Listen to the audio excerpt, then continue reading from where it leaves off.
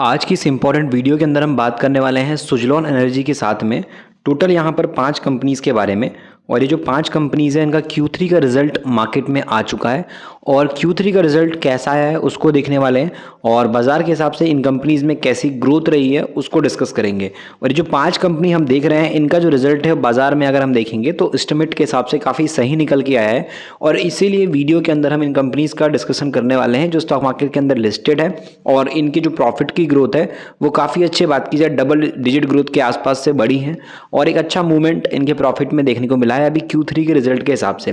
चलिए देखते हैं ये 5 कंपनीज और इनके अंदर रिजल्ट कैसा है उसको देखेंगे, कौन सी कंपनी इसको देखेंगे। बट आपको याद रहे कि यहाँ पे जितनी भी हम यहाँ पे टोटल 5 कंपनी डिस्कस करेंगे, ये पांचों कंपनी में किसी भी कंपनी के स्टॉक के अंदर खरीदारी की किसी तरीके से सलाह आपको नहीं दी जा रही है।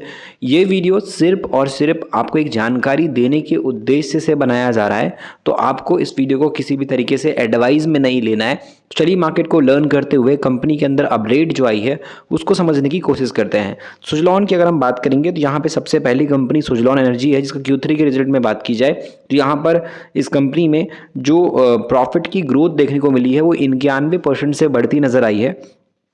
और आपको पता होगा सुजलॉन जो है एक पावरफुल ग्रीन एनर्जी के बेस पे काम करने वाली कंपनी है और सुजलॉन के मार्केट के अंदर जो ग्रोथ रही है वो काफ़ी अच्छी देखने को मिलती है। मार्केट में अगर आप देखोगे तो यहाँ पर नतीजे काफ़ी अच्छे निकल करके आए हैं और कंपनी ने एक्सचेंज फाइलिंग में बताया कि इस तिमाही में सुजलॉन ने जो है 447 मेगावाट की डिलीवरी की जो है अब तक की सबसे अधिक और पिछले 9 महीनों में कुल डिलीवरी जो है 970 मेगावाट के पास पहुँचा दी है और रेवेन्यू में ज़बरदस्त इसकी वृद्धि हुई है। और रेवेन्यू जो रहा है इनका बढ़ते आप देखोगे तो 42% की बढ़ोतरी से रहा है और इसके अंदर जो आप Q3 देख रहे हो उसमें जो है 94% के आसपास की शानदार वृद्धि है पिछले एक साल के मुकाबले में। और इनकी नेट प्रॉफिट की बात करें और EBITDA की बात करें तो वो आपको दिखाई देगा 500 करोड़ रुपए के आसपास पहुंच गया है, जो कि कंपनी की बेहतर ऑपरेशनल कैपेसिटी और कॉस्ट मैनेजमेंट को दिखाता है। कंपनी का जो शुद्ध लाभ निकल के आया है, नेट प्रॉफिट आया है, वो आया है 388 करोड़ के आसपास, जिसमें लगातार क्वार्टरली बेस पे इंप्रूवमेंट नजर आ रही है। EBITDA मार्जिन भी काफ़ी अच्छा इंक्रीज हुआ है, EBITDA मार्जिन 16.8% है और नेट बात करें यहाँ पे प्रॉफिट मार्जिन निकल के आया है वो आया है इसका 13% के आसपास। उसके अलावा सुजलॉन में जो है एक स्ट्रॉन्ग ऑर्डर बुक नज़र आती है। कंपनी ने बताया है कि सुजलॉन की जो कुल बात करें मैन्युफैक्चरिंग कैपेसिटी है वो अब 4.5 गीगाहर्ट की हो गई है और इसको लगातार ये बढ़ा रहे हैं अपने प्लांट के अंदर, इसको अपग्रेड कर रहे हैं। अब इनकी जो ऑर्डर बुक है वो 5.5 गीगाहर्ट के बात करें ग्रोथ के हिसाब से बढ़ रही है और ऑर्डर बुक का लगभग 80% हिस्सा इनके पास कमर्शियल और इंडस्ट्रियल के बेसिस पे आया है और बाकी है PSU यानी कि पब्लिक सेक्टर यूनिट से। तो ओवरऑल अगर आप मार्केट में देखोगे तो इसके पास ऑर्डर बुक भी अच्छी है प्लस कंपनी का Q3 का रिजल्ट भी अच्छा आया है। तो मार्केट के अंदर बेशक सुजलॉन पे फिर से बड़े इन्वेस्टर का फोकस जाता हुआ भी नजर आ सकता है। उसके बाद बेहतर ग्रोथ में बजाज ऑटो का Q3 का रिजल्ट आपको दिखाई दे रहा होगा और यहाँ पे जो कंसोलिडेटेड नेट प्रॉफिट आपको दिखाई देगा वो 8% का है और यहाँ पे जो अर्निंग है वो बीट हुई है एस्टिमेट के हिसाब से। जो उम्मीद लगाई जा रही थी, जो एक अंदाज़ा लगाया गया था, उससे जो है रिजल्ट अच्छे आए हैं बजाज ऑटो के।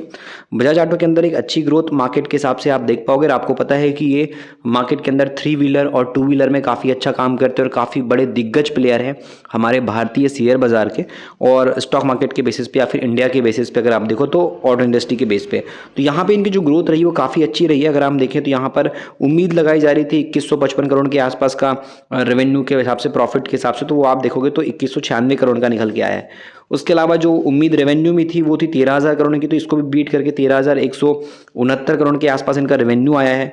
तो ऐसे में बजाज ऑटो ने काफ़ी अच्छे अपने रिजल्ट लाए हैं और ग्रोथ भी काफ़ी अच्छी दिखाई है इतनी बड़ी कंपनी के हिसाब से और डोमेस्टिक फेस्टिवल सीजन के हिसाब से वॉल्यूम में भी ग्रोथ आई है। तो ऑलमोस्ट बात करें तो एक बहुत बड़ा ब्रांड है बजाज ऑटो, ऐसी छोटी मोटी कंपनी नहीं है। तो उस हिसाब से एक बेहतर ग्रोथ इस कंपनी के अंदर आप अभी देख पा रहे होंगे।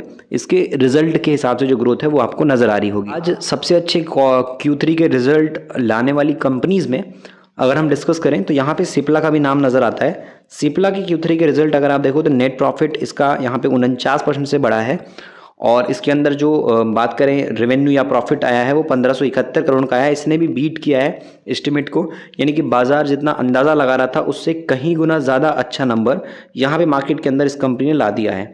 यहाँ पर आप देख सकते हो सिप्ला एक दवाइयों वाली कंपनी है, ड्रग रिलेटेड कंपनी है और इसके अंदर जो आप ग्रोथ देखोगे वो काफ़ी हद तक पॉजिटिव नज़र आई है और ऑलमोस्ट बात की जाए तो यहाँ पे 49% के आसपास की ग्रोथ है। 1056 करोड़ से इनका नेट प्रॉफिट अभी के टाइम पे 1571 करोड़ के आसपास का हो गया है।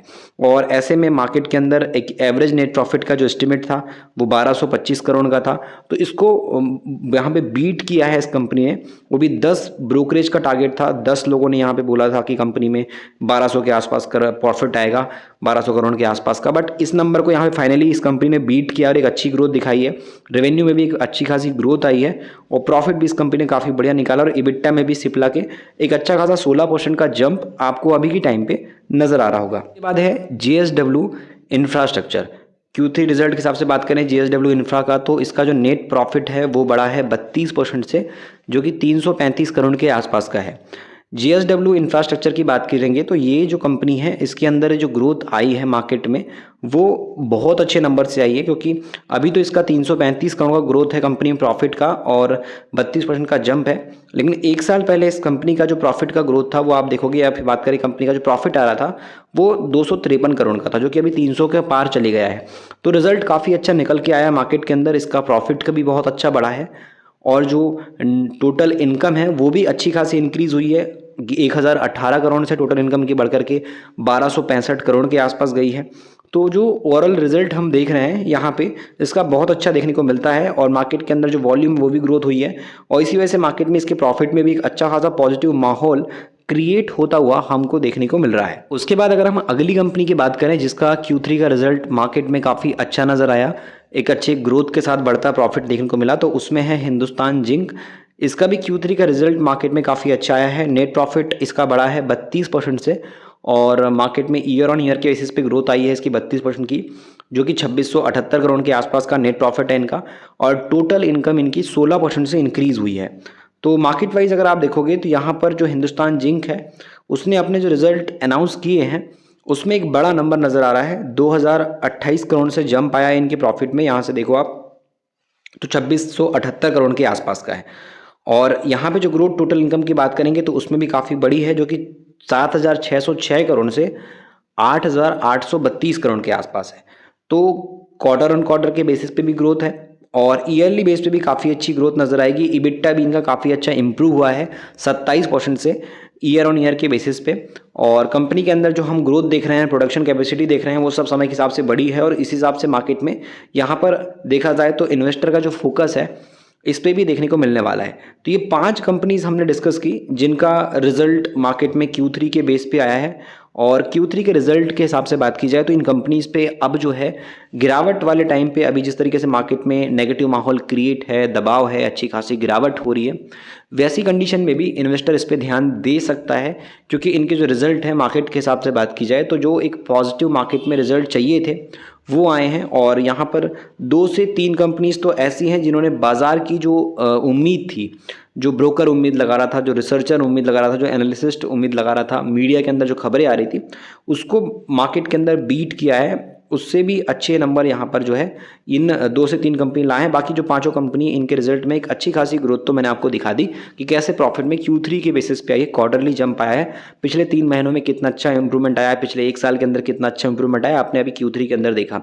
बाकी 5 कंपनी में किसी भी तरीके की एडवाइस नहीं, आपको खरीद लो, हमने सिर्फ इसको नॉलेज के हिसाब से डिस्कस किया है। मार्केट में आपको खुद की समझदारी के साथ किसी भी कंपनी के अंदर इन्वेस्टमेंट करना चाहिए, उसको पहले आपको अच्छे से समझना चाहिए, उसके बाद अपना इन्वेस्टमेंट स्टार्ट करना चाहिए। मार्केट अगर आपको सीखना ही है तो आप ई बुक पढ़िए, मिडिल क्लास का स्टॉक मार्केट ई बुक, इसमें बहुत सारी नॉलेज है जो एक आम आदमी को सीखना समझना ज़रूरी है, जिससे कि लॉन्ग टर्म के बेस पे वो अच्छा खासा सक्सेसफुल तरीके से पैसा बना सकता है मार्केट में और उसको एक 5 से 7 साल का अनुभव सीखने को मिलेगा जो आम आदमी आपको नहीं बता सकता, जिसने मार्केट में अपना अनुभव शेयर मतलब सीखा है, मार्केट में जो लॉस किया है, प्रॉफिट किया है और जो जर्नी उसकी रही है इतने कुछ सालों की, वो आपको पढ़ने सीखने मिलेगी। शुद्ध हिंदी में अवेलेबल है, आप चाहो तो लिंक को चेक कर सकते हो, वहाँ से आप ई बुक तक पहुँच जाओगे।